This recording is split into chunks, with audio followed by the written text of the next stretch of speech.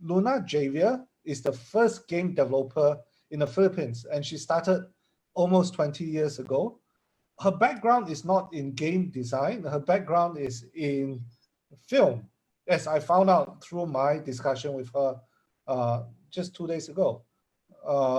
And Luna is the creative director of and co-founder of Altitude Games. Altitude Games design mobile games like Kung Fu Clicker that has over 1 million downloads on mobile phones. And these are some of the games that they have designed and launched. Some of the names of the games you may be familiar with are Dream Defense and Run Runner Super V, and blockchain games Battle Racer. Luna was one of the 100 women being featured on the book on women in gaming. And she has a background in script writing. And she is a certified civilian Krav Maga instructor with an international Krav Maga federation. So for those who don't know what Krav Maga is, it's martial art. And Luna will have to explain that later on. So in short, Luna can easily kick my ass on 2 accounts. Number 1 is playing games. Number 2 is physically in person. So both metaphorically and literally, I think the girls are taking over. So I'm so excited. So welcome, Luna. Welcome to Brunei. Hi, everybody. Thank you, Shaun, for organizing this and inviting me. And it's nice to meet everyone. This is really intimidating. There's so many of you, but I hope that you learned something from our interview today. Luna, this is by far the biggest crowd that we've had. So wow. You have no idea how excited I am. Me too. Luna, prior to our, we had a short chat a few days ago, and then I went home to do some homework about your industry, and I've got some very interesting finding here. Let me read out to the people. So in 2007, according to Wikipedia, the video game industry was $9.5 billion across the globe.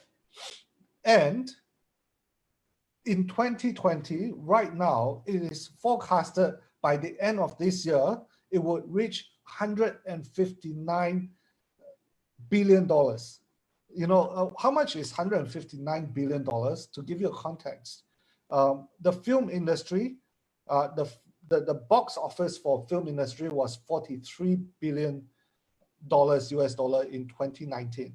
So it's 3 times the amount, the market size. So we are right now talking to possibly one of the richest person in Asia. No, not at all. No, please don't. That is not the takeaway today. That's the opposite. According to the World Economic Forum, you'll be very, very rich and very loaded. Let's see. Let's see. It's a nice dream, yeah. I want to start off with this, Luna. I want to start off by making this statement that game design is no longer a fringe career. It is as legitimate as being an accountant, being a lawyer, or even being a doctor. I have my stats to support it as a prelude to this conversation with $159 billion market across the globe. So my question to you is, aside from the obvious, the dollar and cents, why should this career be taken seriously? That's a really good question. The game design career is very different from what it was 10 or 20 years ago. So back then, people didn't know what game design was, or they didn't take being in games seriously. It was only for, gamers. But now the reason that the game industry is so big is because everyone is playing a game. They might not think they're gamers, but like, for example, my parents play Candy Crush, right? They don't, they're senior citizens over 60. They don't think of themselves as gamers, but they're really, really into Candy Crush. And you have people, especially now in the pandemic, playing more and more games on their phones, or on their PCs, consoles. And so there is a bigger need now for people to make those games. And what you're really doing is you're making entertainment for people, right? So if you're the kind of person who is interested in making something that other people will enjoy, games is just as valid as film, as literature, different forms of media. And what's fun about games is that there really are no limits to what you can do. Almost, there are games now that are in the top that was made by just one person, Oh, right? You really? don't necessarily need a giant company. Yeah, it's the same in film. I mean, you could make an indie film by yourself if you wanted, sure, but there really is a huge opportunity for creative minds, creative people, to go and make these experiences for others, especially now in the pandemic. So I feel like if anyone in the audience is interested, like if you play games a lot, and if you're really creative, and you want to, try your hand at making these things for other people, now is a great time to do it. That's wonderful. I understand that you are yourself. You are from the film industry. You're not, a typical gamer yourself. Can you bring us back Yeah. to your beginning on how a lady end up being a game designer, a creative director, and a founder of one of the top uh, game company in Southeast Asia? Sure. So I started almost 20 years ago, and there were no game courses in schools at all. There was no industry here. And fresh out of college, I applied to the first game studio in the Philippines. We were a very small team, and we wanted to make like a role-playing game because Diablo was really in at the time. So we made something Diablo like a role-playing game set in a fictional Philippines. And I had been studying to be a screenwriter for film. And I thought that if I took this job, because they were looking for a 3D artist, um, if I took the 3D job, I would get experience in 3D art and then apply to Pixar. That was my dream.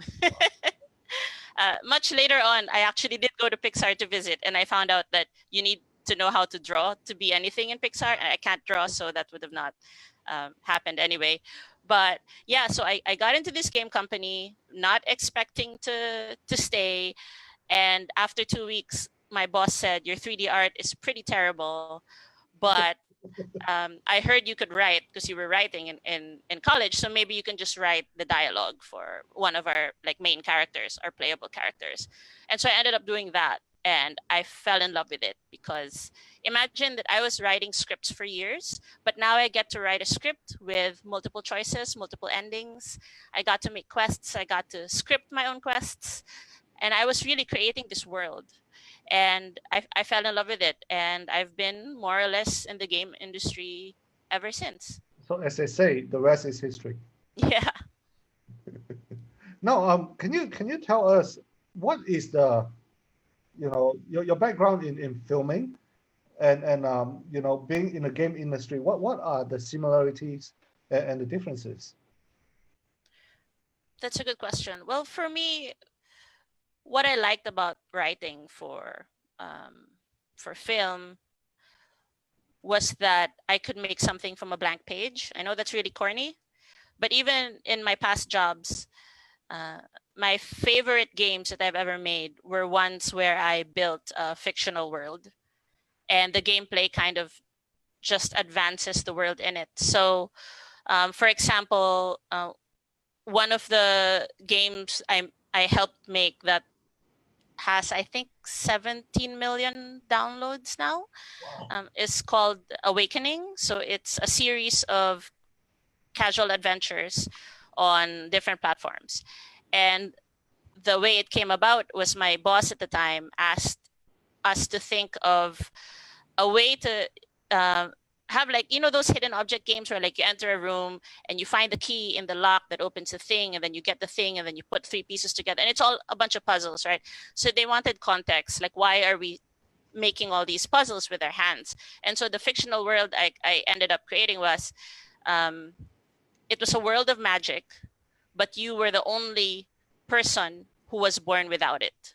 So what that meant was everybody could just wave their hands and open a locked door, but you couldn't. And people thought there was something wrong with you because you didn't have magic in you. And so now you have to find the lock to open the key to do the thing. And then so that was really fun for me. And I could also make that into a short film if I wanted, but then the player doesn't get to experience the aha, that's what I need to open the door. So those things, I think they're similar in terms that you can tell a story and create an experience, but being in a game as a gamer, as a player, is just a different experience from just being passively, watching something happen to somebody else. I hope that made sense. Yeah, absolutely. So you're it's pretty scary, isn't it? You're putting the power on the hand of the end user, whereby they decide the fate of the story. Yeah, and even in games, like for example, in Altitude, we make mobile games, so